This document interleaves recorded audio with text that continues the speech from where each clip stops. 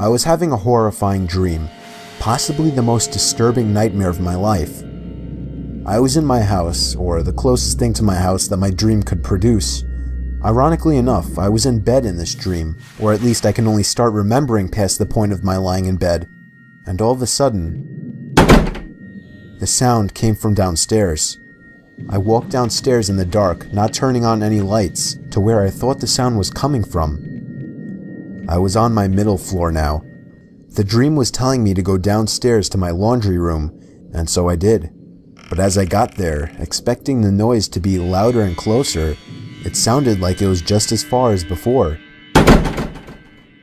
Now I was going upstairs to the kitchen, and it's strange, outside of every window was complete blackness, not general nighttime darkness. There was nothingness.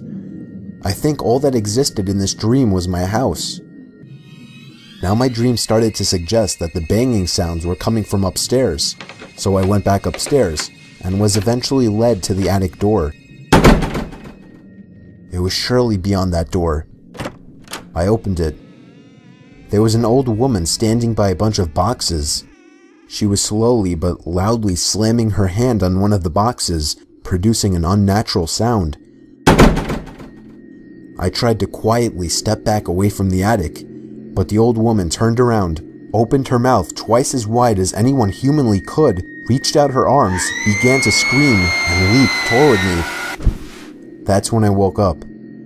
I thought it was just a horrific dream, but when I heard a bang coming from downstairs, a bang similar to what I heard in my dream, I felt my heart completely drop. On my way downstairs, there was another bang. It was the front door.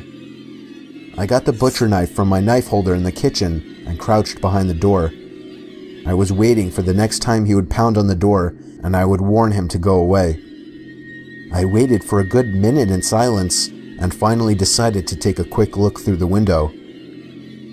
There was somebody standing in my driveway. I couldn't tell if he was facing me or looking at me or not, but he was surely the one who was pounding on my door at 4 in the morning. He walked away down the sidewalk moments after he must have noticed me. The pounding on my door was the kind of pounding you would expect from someone trying to break in a door, not to get a house owner's attention. I thought it was just crazy and horrifying that the pounding and banging from this potential robber or killer didn't wake me up, rather became the key point to a horrifying dream.